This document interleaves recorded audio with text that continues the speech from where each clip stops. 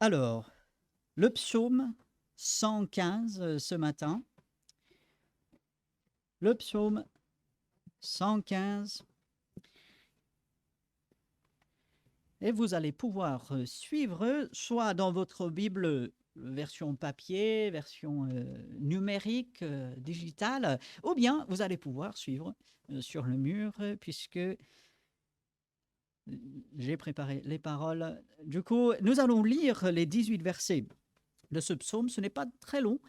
Ainsi, je vous invite à suivre. On va lire tout ce psaume et puis nous allons passer quelques minutes à voir ce que le Seigneur il a pour nous. Le psaume 115. Non pas à nous, Éternel, non pas à nous, mais à ton nom donne gloire, à cause de ta bonté, à cause de ta fidélité. Pourquoi les nations diraient-elles, où donc est leur Dieu? Notre Dieu est au ciel, il fait tout ce qu'il veut. Leurs idoles sont de l'argent et de l'or, elles sont l'ouvrage de la main des hommes. Elles ont une bouche et ne parlent point. Elles ont des yeux et ne voient point. Elles ont des oreilles et n'entendent point. Elles ont un nez et ne sentent point. Elles ont des mains et ne touchent point. Des pieds et ne marchent point. Elles ne produisent aucun son dans leur gosier. Ils leur ressemblent ceux qui les fabriquent, tous ceux qui se confient en elles. Israël, confie-toi en l'Éternel. Il est leur secours et leur bouclier. Maison d'Aaron, confie-toi en l'Éternel. Il est leur secours et leur bouclier. Vous qui craignez l'Éternel, confiez-vous en l'Éternel. Il est leur secours et leur bouclier. L'Éternel se souvient de nous. Il bénira. Il bénira la maison d'Israël. Il bénira la maison d'Aaron. Il bénira ceux qui craignent l'Éternel, les petits et les grands. L'Éternel vous multipliera ses faveurs à vous et à vos enfants. Soyez bénis par l'Éternel qui a fait les cieux et la terre. Les cieux sont les cieux de l'Éternel, mais il a donné la terre au Fils de l'homme. Ce ne sont pas les morts qui célèbrent l'Éternel, ce n'est aucun de ceux qui descendent dans le lieu du silence. Mais nous bénirons l'Éternel dès maintenant et à jamais. Louez l'Éternel. Que Dieu bénisse sa parole, qu'il l'utilise dans notre vie pour sa gloire. Alors, ce psaume, un peu court, plus court que certains qu'on a vus jusqu'à présent, plus long aussi que certains qu'on a vus, parce qu'on a vu quelques-uns qui étaient vraiment très courts. Et vous avez compris, si vous avez suivi le sujet, c'est vraiment cette louange, cette bénédiction que nous apportons à Dieu. Et à chaque fois que je réfléchis là-dessus, et c'était encore le cas alors que je préparais dans ce psaume, je suis émerveillé. J'en reviens pas du fait que nous avons le privilège de bénir, de louer Dieu. C'est quand même énorme. Lui, il est le grand Dieu de l'univers. Lui, il est le Dieu des cieux. Comme nous voyons au verset 3, notre Dieu est au ciel. Et puis, comme nous voyons au verset 16, les cieux sont les cieux de l'Éternel. Il est au-dessus, il est tellement grand. Qui suis-je, moi, devant Dieu? Et pourtant, j'ai le privilège de bénir, de louer, d'adorer ce grand Dieu. C'est énorme.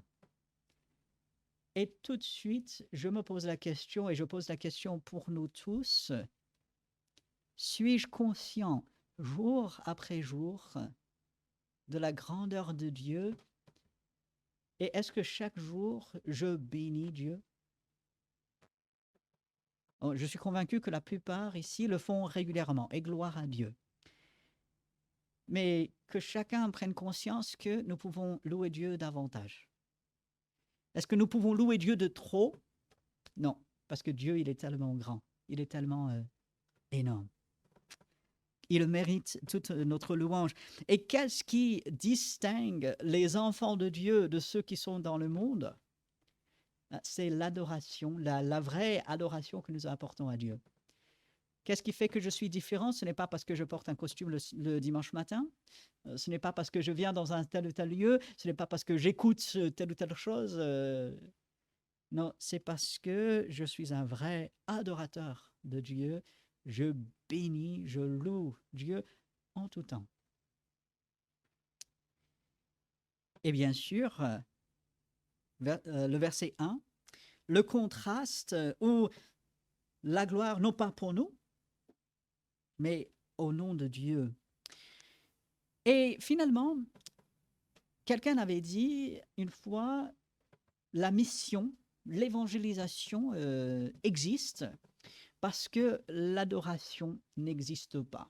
Alors, on pourrait débattre énormément là-dessus, mais l'idée, c'est que les gens, quand ils viennent au Seigneur, ils deviennent ces adorateurs que Dieu cherche. Jean chapitre 4, si vous vous souvenez, Dieu cherche de vrais adorateurs qui adorent en esprit et en vérité. Et ainsi, eh ben, qui est-ce qu'on va adorer? L'enfant de Dieu doit adorer Dieu. Mais le contraste que nous allons voir dans ce chapitre, c'est entre les adorateurs de Dieu, ceux qui lui apportent gloire, ceux qui le bénissent, et bien ceux qui adorent des idoles. Et ainsi, qui sommes-nous? Qu'est-ce que nous adorons? Et vous allez dire, mais Robert, attends, on est enfant de Dieu, bien sûr, on va adorer Dieu. Oui, mais réfléchissons. Est-ce que toute notre vie est préoccupée de Dieu? Ou est-ce que par moment, on laisse d'autres choses, peut-être d'autres personnes, se glisser au-devant de la scène dans notre adoration? C'est clair, sans ambiguïté, non pas à nous, Éternel, non pas à nous. À chaque fois que vous voyez la répétition dans la parole de Dieu, arrêtez-vous parce qu'il y a quelque chose d'important qui se passe. Mais à ton nom, donne gloire. Et la raison principale pour cela, à la fin de verset 1, à cause de ta bonté, à cause de ta fidélité. Ce mot bonté, c'est pas simplement le fait que Dieu il fait du bien. Cette bonté ici, c'est que Dieu il prend soin, il protège, il fait tout pour nous. Et dans notre monde aujourd'hui, qui nous pousse à croire que soit on peut s'en sortir soi-même, il suffit tout simplement de faire un peu plus d'efforts, il suffit d'acheter tel ou tel livre, il suffit de faire tel ou tel exercice, il suffit de faire ceci ou cela, et là, vous allez pouvoir vous en sortir tout seul. Ou bien, ne faites rien, ce sont les autres qui vont prendre soin de vous. On est dans une société d'assister, des gens qui simplement vivent sur le dos des autres. On en connaît. Ici, non pas à nous, ce n'est pas nous qui sommes en avant, on a besoin de Dieu. Parce que Dieu prend soin de nous et Dieu est fidèle. Pourquoi Dieu doit-il recevoir la gloire? Parce qu'il fait tout. Et si on ne reconnaît pas cela jour après jour, eh ben, il y a un problème et on doit être recadré par Dieu. Et notre attachement à Dieu va faire réfléchir ceux qui sont autour de nous. Bien sûr, verset 2, pourquoi les nations, donc ceux qui entourent, ceux qui ne connaissent pas Dieu, ceux qui ne s'attachent pas à Dieu, diraient-elles, où donc est leur Dieu? Dieu, il agit pour moi, mais est-ce que moi je le dis? C'est très bien que le dimanche matin, on partage des louanges, qu'on dise « Ah, Dieu, il m'a fait du bien par ceci. Dieu, il m'a montré cela. » Mais dans la semaine, est-ce que nous disons cela? Est-ce que les gens autour de nous vont dire « Où est Dieu? Où est Dieu dans votre vie? » Bien sûr, nous savons que Dieu est au ciel, comme le psalmiste ici le reconnaît. Il fait tout ce qu'il veut. Qui peut s'opposer à Dieu? Pas vous, pas moi. Non pas les dirigeants de ce monde. Qui peut s'opposer à Dieu? Personne. Et ainsi, on peut lier ce verset 3 au verset 18, parce que Dieu est au ciel, parce qu'il fait tout ce qu'il veut, et que tout ce qu'il fait est parfait et bon, et il ne se trompe jamais, nous bénirons l'Éternel dès maintenant et à jamais. Et lorsque nous réfléchissons que Dieu fait tout ce qu'il veut, et que ce qu'il fait est bon, et juste, et parfait, il y a peut-être dans notre esprit, je reconnais que par moments ça m'arrive, alors soyons honnêtes entre nous, on a cette petite voix qui dit: ah bon? Est-ce que tout ce que Dieu fait est bon? Est-ce que tout ce que Dieu fait est juste? Est-ce que Dieu agit toujours au bon moment? Ne serait-il pas parfois un peu en retard? N'aurait-il pas peut-être le quart d'heure toulousain? Ne se serait-il pas trompé un peu? N'aurait-il pas fallu qu'il fasse ceci ou cela? On a cette petite voix qui dit: est-ce vrai? Et pour certains, le fait que Dieu fait tout ce qu'il veut, ça peut faire peur. Mais c'est parce qu'à ce moment-là, on oublie vraiment qui est Dieu. Dieu, il est bon. Dieu, il est parfait. Dieu, il est sage. Il est la sagesse même. Et parce que Dieu est au ciel, il voit tout. Vous savez, parfois, on est pris dans les bouchons. Et voilà, la voiture est à l'arrêt, on a une file de voiture, et on ne sait pas pourquoi. Tout ce qu'on sait, c'est qu'on est à l'arrêt, on ne peut pas bouger, mais on veut bouger. On a un rendez-vous, on a quelque chose, et on ne sait pas. Et puis parfois, c'est rien du tout. Vous savez, peut-être ça vous est arrivé. On est dans la voiture, on est à l'arrêt, dans les bouchons, et puis ça se dégage, et il n'y a pas d'accident. Il n'y a rien. Et là, tu te dis, mais pourquoi et, bon, vous me connaissez, j'en ai déjà parlé, derrière le volant, c'est là où je dois travailler. Mais on dit, je ne vois pas pourquoi. Et c'est comme si nous sommes de cette façon. On ne voit pas plus loin. On est limité. On voit quelques voitures, on voit peut-être une dizaine de voitures, mais on ne voit pas plus loin. Et Dieu, il est au ciel. Et quelqu'un avait utilisé l'image une fois d'un hélicoptère, parce que l'hélicoptère survole tout et lui, il voit. Ah, il y a un accident. Ah, il y a quelqu'un, il y a un obstacle. Et ainsi, nous savons que quand on est à l'arrêt, il ne s'agit pas de prendre le passage sur la droite, la bande d'arrêt d'urgence. Non, on ne peut pas faire ça. On ne peut pas doubler par-ci. Non, il faut attendre. Même si on ne sait pas pourquoi. Et parfois, peut-être on est bloqué dans notre vie. On ne sait pas pourquoi. On ne comprend pas. Mais Dieu, lui, il voit. Et il dit, mon enfant, fais-moi confiance. Moi, je sais ce que je fais. Et ça fait partie de notre confiance en Dieu. Dieu est au ciel. Il fait tout ce qu'il veut. Il dirige. Il accomplit son plan. Et les gens qui ne connaissent pas Dieu, ils vont se moquer de nous. Ils vont dire, mais vous croyez à ça? Non, mais c'est la croyance du passé. Hein. Allez, mettez-vous à l'ère moderne. On a tout ce qu'il faut aujourd'hui, pas besoin de Dieu. Mais on a besoin. Dieu, il est au ciel, il fait ce qu'il veut, il nous dirige. Et puis à partir du verset 4, et vous avez vu peut-être de la façon dont ça a été présenté tout à l'heure, mais si vous ne l'avez pas vu, regardons cela ensemble. À partir du verset 4 jusqu'au verset 7, on va décrire les idoles.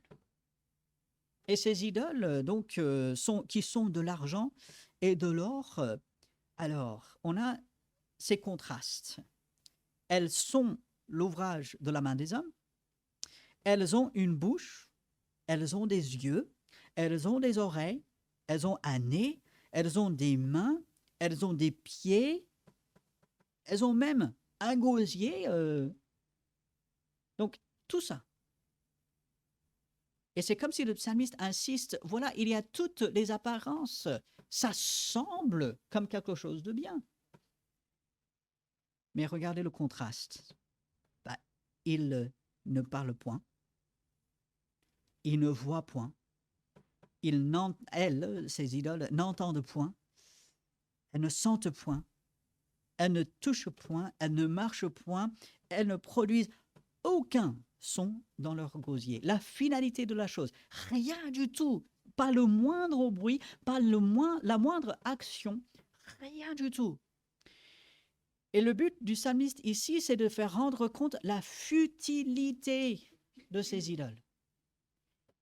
Et en plus de cela, si on revient au verset 4, elles sont créées. Dieu, il n'est pas créé. C'est lui le créateur. Mais ces idoles sont créées, dépendent finalement des hommes. Et ainsi, on voit le contraste est tellement énorme. Il y a Dieu d'un côté qui donne la vie, qui est le créateur, qui fait tout, qui est dans le ciel. On a des idoles qui ne font rien, mais absolument rien. Point d'action, point de son, point de volonté, rien du tout. Le contraste est tellement énorme, on ne pourrait même pas le décrire en fait, le contraste. C'est à des années, deux bouts de l'univers. Et on arrive au verset 8. Il leur ressemble ceux qui les fabriquent, tous ceux qui se confient en elles. Pourquoi? Non pas parce que ces gens qui adorent des idoles ne peuvent pas voir et tout ça, mais en fait, ils sont limités. Ils se trompent, ils sont sans Dieu. Et nous voyons combien c'est ridicule d'adorer des idoles. On a presque envie de sourire, de rire. On a Dieu d'un côté, le grand Dieu de créateur. On a des idoles qui sont rien, mais vraiment rien. Et si on présente les choses de cette façon, qui est-ce qu'on va croire? Vers qui est-ce qu'on va aller? Celui qui peut tout faire, celui qui ne peut rien faire. Le choix, il est vite fait. Hein? Et pourtant, est-il possible pour nous d'avoir des idoles dans notre vie? Est-il possible pour nous de mettre des choses à part Dieu en premier dans notre vie? Est-il possible pour nous de consacrer notre temps, notre énergie, nos ressources là où il ne faut pas? De passer des choses ou des personnes avant Dieu? Malheureusement, oui, c'est possible. Ça ne devrait pas avoir lieu dans la vie de l'enfant de Dieu, mais c'est possible. Le psalmiste montre combien c'est inutile, combien c'est même ridicule, illogique d'aller vers les idoles. Mais si on se rappelle l'histoire d'Israël, qu'est-ce que le peuple faisait constamment? Ils allaient vers les idoles.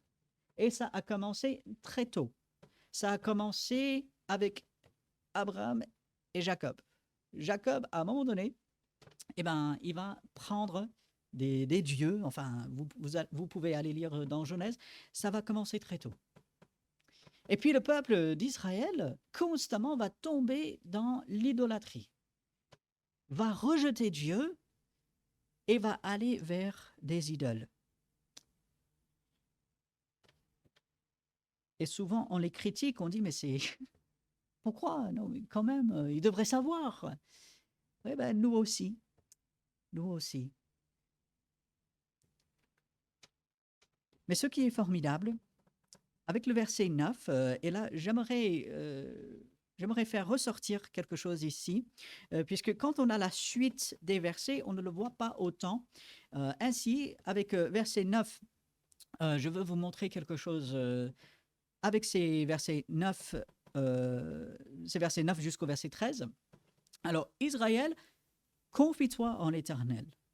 Il est leur secours et leur bouclier. Alors, cette phrase, il est leur secours et leur bouclier, c'est un peu comme un refrain. Lorsque ceci était chanté, il y avait celui qui dirigeait, qui disait donc Israël, confie-toi en l'Éternel, et on répondait, il est leur bouclier et leur secours. Donc voilà pourquoi on a cette répétition qui est là. Mais ce sur quoi j'aimerais mettre l'accent, Israël, confie-toi en l'Éternel. Maison d'Aaron, confie-toi en l'Éternel. Verset 11. Vous qui craignez l'Éternel, confiez-vous en l'Éternel. Alors, si on peut mettre le diapo qui vient donc juste après tout le psaume. Donc, tu vas jusqu'à la fin des psaumes. Donc, et c'est. Encore. Et voilà. Et donc, on a Israël, confie-toi en l'Éternel. Oh, c'est petit, je suis désolé. J'espère que vous allez pouvoir lire ça. Israël, confie-toi en l'Éternel. Maison d'Aaron, confie-toi en l'Éternel. Que tous ceux qui... Vous qui craignez, l'Éternel, confiez-vous en l'Éternel. Et puis, on voit verset 12, il bénira la maison d'Israël. Alors là, on se confie en l'Éternel, il y a bénédiction. Il bénira la maison d'Aaron. Il bénira ceux qui craignent l'Éternel. Vous voyez le parallélisme ici? Et en fait, ce que le psalmiste veut montrer par cela, c'est lorsque on se confie en Dieu, il y a la bénédiction. Il veut diriger nos regards vers ça. Il prend les idoles, il dit c'est ridicule, c'est inutile, c'est illogique. Maintenant, au lieu des idoles, confiez-vous en l'Éternel. Et là, il le bénira. Il bénira tous, toute la nation d'Israël. Il bénira ceux qui dirigent. Et puis, il bénira, bien sûr, chacun qui s'attache à Dieu. Là, on n'a pas d'exception. On se confie en Dieu, on le craigne, et là, il va bénir. Et puis, j'aime bien cette petite phrase à la fin de verset 13, les petits et les grands. Hein? Donc, on ne parle pas en taille, bien sûr, mais les gens qui semblent importants, les gens qui semblent un peu moins importants, peu importe, Dieu bénira. Lorsqu'on réfléchit ce monde un peu de mal dans lequel on est, on cherche à améliorer sa situation, on cherche à avancer. La bénédiction de Dieu est quelque chose de très important. Et comment l'obtenir? Ce n'est pas en faisant des œuvres. Plus je fais pour Dieu, plus il me bénira. Plus je donne à Dieu, plus il me donnera de l'argent. Vous savez, il y a des gens qui prêchent ça. C'est mauvais. Okay? Des gens qui disent, vous donnez 50 € à Dieu, il va vous en donner 500. Et Dieu n'est pas un distributeur de billets. Okay? Ce serait formidable si ça marchait comme ça. Hein? Moi, le premier, si ça marchait comme ça, allez-y, faites-le. Non. Faire confiance à Dieu, et là, il bénira. Lorsque nous faisons confiance à Dieu, quelle que soit la situation, lorsque nous abandonnons des idoles, demandons à Dieu de les identifier, de nous aider avec cela, et nous nous attachons à Dieu, là, il bénira. Et puis, je ramène votre pensée et même vos yeux au début de verset 12. Puisqu'on a les 3 « confie-toi en l'Éternel » et on a les 3 « Dieu bénira », mais tout à fait au milieu, verset 12, début du verset, « L'Éternel se souvient de nous ». Et en fait, c'est une façon pour les Juifs de montrer quelque chose de très important. C'est-à-dire, on va entourer le point principal de 2 idées similaires. Donc, d'un côté, on a « confie-toi en l'Éternel, confie-toi en l'Éternel, confie-toi en l'Éternel ». L'Éternel bénira, il bénira, il bénira. Et qu'est-ce qui est au milieu? L'Éternel se souvient de nous. Quelle grâce! Quelle chose énorme! Parce que parfois, nous pouvons nous sentir seuls. Parfois, nous pouvons nous sentir abandonnés. Parfois, nous pouvons nous sentir en détresse avec aucun secours. Parfois, on peut avoir honte. Parfois, on se culpabilise. Parfois, il y a tant de pensées qui nous passent par l'esprit. L'Éternel se souvient de nous. Et j'aime bien qu'il n'y a rien qui qualifie cela. L'Éternel se souvient de nous si... Non. L'Éternel se souvient de nous.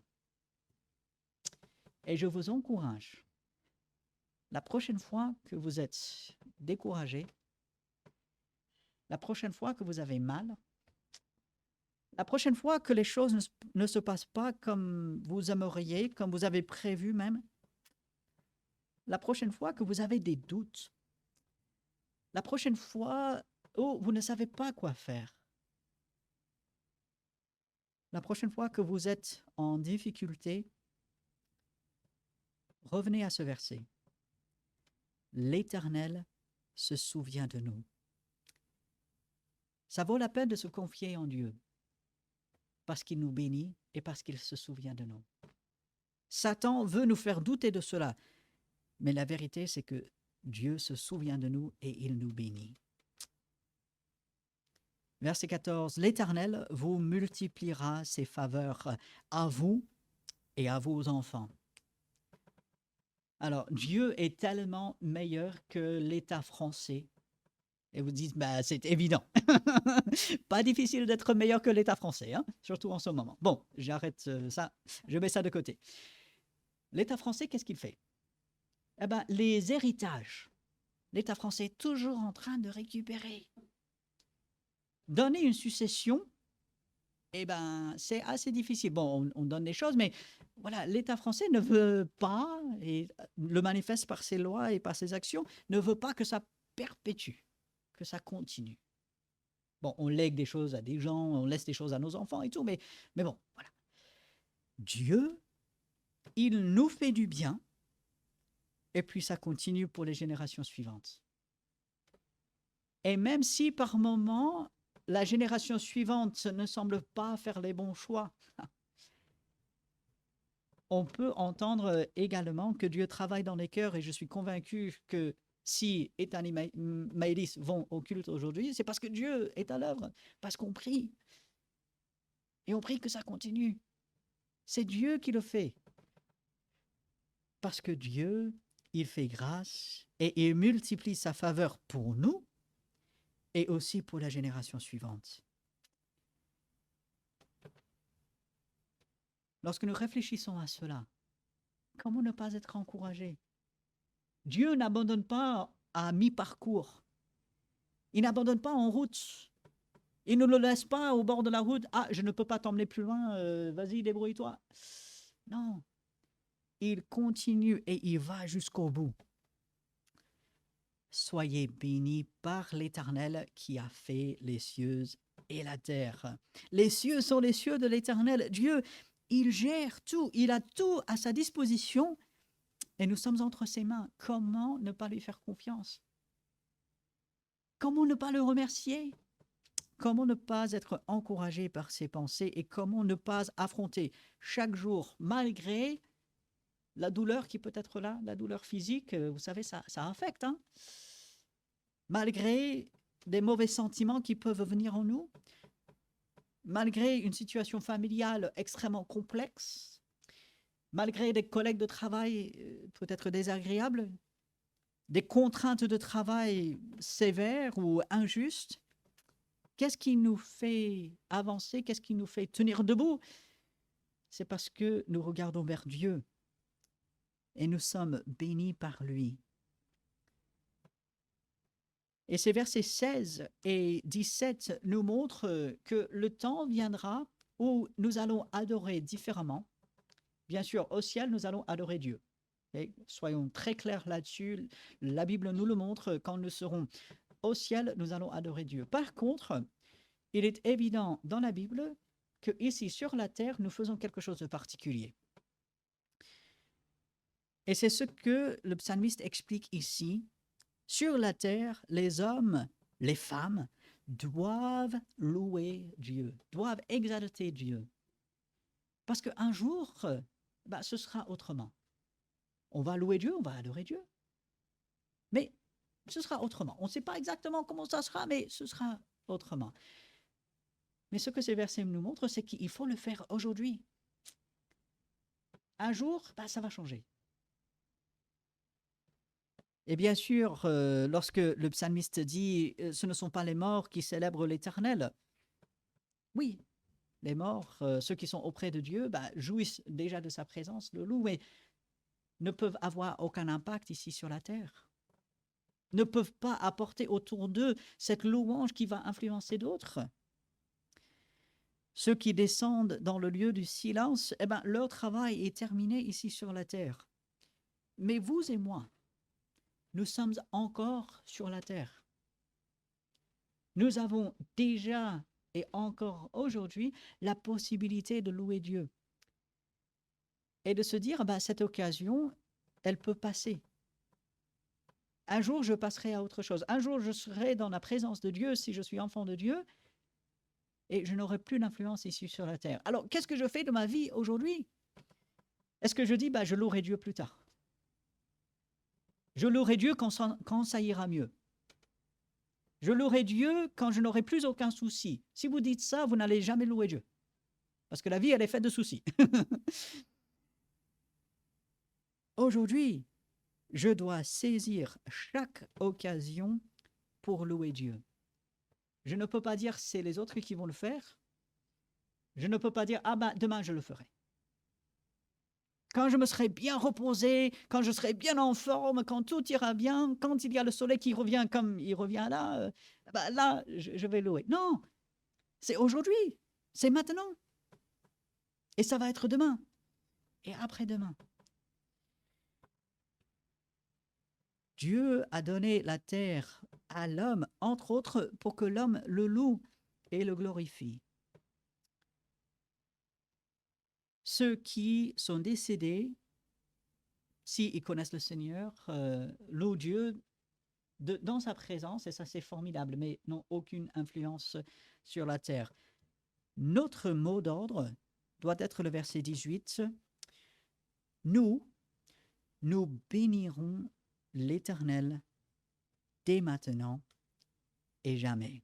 Je n'attends pas plus tard, je ne remets pas ça à un autre moment.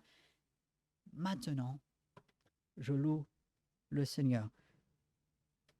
Je délaisse les idoles, je mets tout ça de côté, je m'attache à Dieu, je me confie en lui, il me fait du bien, il me bénit, il se souvient de moi. Et ainsi, je bénis Dieu. Et ce psaume qui termine avec cette phrase « Louez l'Éternel » qui est littéralement « Alléluia ». Alléluia, un cœur reconnaissant dont nous avons chanté. Ce psaume 115 qui nous montre « Dieu se souvient de moi et parce qu'il se souvient de moi, je peux avancer. Je peux faire toutes ces choses. » Et voici ce qui doit caractériser ma vie en tant qu'enfant de Dieu. Aujourd'hui, j'ai la possibilité de faire ce choix. Je bénis Dieu aujourd'hui. Et je le bénis encore demain et après-demain. Alors, je vous lance le défi que cette semaine soit la semaine où tous les jours, vous bénissez l'Éternel. Vous rendez gloire à Dieu en toutes choses, jour après jour, dans toutes circonstances. Que ce soit le témoignage de chacun d'entre nous et que nous puissions progresser dans cette louange et dans cette bénédiction que nous apportons à Dieu. Mais comme toujours, sans exception, on a besoin de l'aide de Dieu. On n'y arrive pas tout seul, c'est pas possible. Même avec la meilleure volonté, on va tenir un certain temps et puis voilà, ça tombera à l'eau. On a besoin de son aide et ainsi, on va passer quelques instants dans le silence, dans une prière interne, demander à Dieu son aide. Aussi, le louer pour la possibilité de voir ces choses et de les mettre en pratique. Alors, quelques instants dans une prière silencieuse et ensuite, je terminerai par une prière. Notre grand Dieu, nous venons vers toi pour demander ton aide. Tu vois toutes les choses qui luttent pour notre adoration, pour notre attention, tous les soucis qui peuvent envahir nos pensées, nous préoccuper. Garde-nous, Seigneur, garde nos yeux fixés sur toi. Aide-nous à nous confier en toi. Rappelle-nous que tu te souviens de nous en toutes choses, à tout moment, que nous sommes entre tes mains.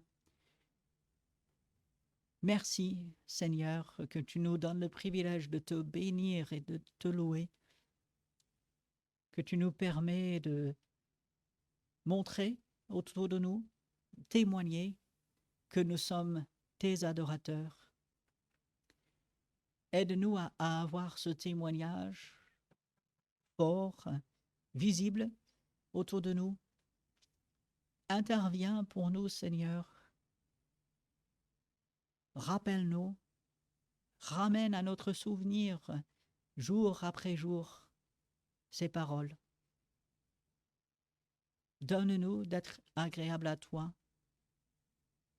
et que nous puissions bénir ton nom, maintenant et à jamais. En ton nom. Amen. Je vous laisse avec un dernier verset. C'est le dernier verset de l'évangile de Matthieu, Matthieu chapitre 28, le verset 20. Et voici, je suis avec vous tous les jours jusqu'à la fin du monde. Normalement, ça doit s'afficher. Matthieu chapitre 28, verset 20. Bon, je vous le récite.